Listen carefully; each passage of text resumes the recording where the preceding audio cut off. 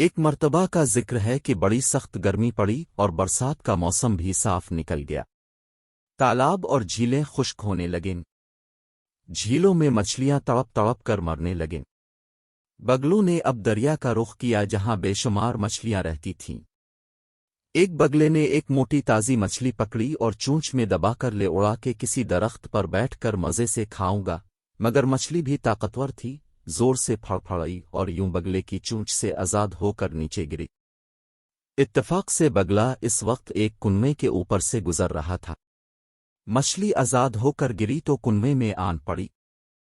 اس کنویں کے اندر کئی چھوٹے بڑے مینڈک بہت دنوں سے رہتے تھے۔ مچھلی کو دیکھ کر بہت حیران ہوئے۔ انہوں نے ایسی چیز کبھی نہیں دیکھی تھی۔ ایک بڑا سا مینڈک ہمت کر کے آیا اور مچھلی سے پوچھنے لگا، تم کون ہو؟ کہاں سے آئی ہو؟ مچھلی نے اسے بتایا، میں پانی کی مخلوق ہوں، مجھے مچھلی کہتے ہیں، میں دریا میں رہتی تھی اور دریا ہی میرا گھر ہے۔ مینڈک نے حیرانی سے پوچھا، دریا کیا ہوتا ہے؟ مچھلی نے بتایا، دریا بہت لمبا چوڑا ہوتا ہے، اس میں گہرا پانی ہوتا ہے جو بہتا رہتا ہے، بہت لمبا چوڑا۔ جب پانی بہتا ہے تو لہریں اٹھتی ہیں اور ہمیں جھولا جھلاتی ہیں۔ مینڈک اچھل کر کنویں کے ایک کنارے پر پہنچا اور وہاں سے تیرتا ہوا آیا اور مچھلی سے پوچھا، کیا دریا اتنا چوڑا ہوتا ہے؟ مچھلی نے کہا، نہیں بھائی مینڈک، یہ فاصلہ تو کچھ بھی نہیں، دریا تو کہیں زیادہ چوڑا ہوتا ہے۔ مینڈک پھر اچھلا اور اچھل کر کنویں کے دوسرے کنارے پر گیا۔ پھر وہاں سے تیرتا ہوا آیا اور مچھلی سے پوچھنے لگا، دریا کیا اتنا لمبا ہوتا ہے؟ مچھلی کو ہنسی آ گئی اور وہ کہنے لگی، نہیں نہیں میاں مینڈک، یہ فاصلہ تو کچھ بھی نہیں ہے، دریا تو میلوں لمبا ہوتا ہے۔ مینڈک بڑی بڑی آنکھیں نکال کر مچھلی کو دیکھنے لگا اور بولا، تم ضرور مجھ سے مذاق کر رہی ہو، بھلا کوئی دریا ہمارے کنویں سے بھی بڑا ہو سکتا ہے؟ تم تو میرا مذاق اڑا رہی ہو یا تم نے ضرور کوئی خواب دیکھا ہے؟ بھلا سوچنے کی بات ہے، کہاں یہ لمبا چوڑا کنواں اور کہاں تمہارا دریا؟ مچھلی بیچاری کیا جواب دیتی؟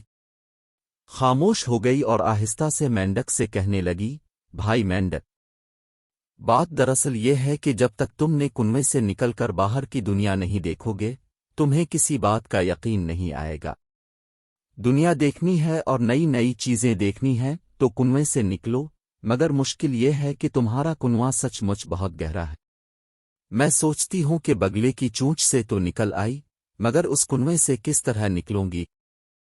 تھوڑی ہی دیر گزری تھی کہ کچھ بچے پانی کی تلاش میں اس طرف آ نکلے۔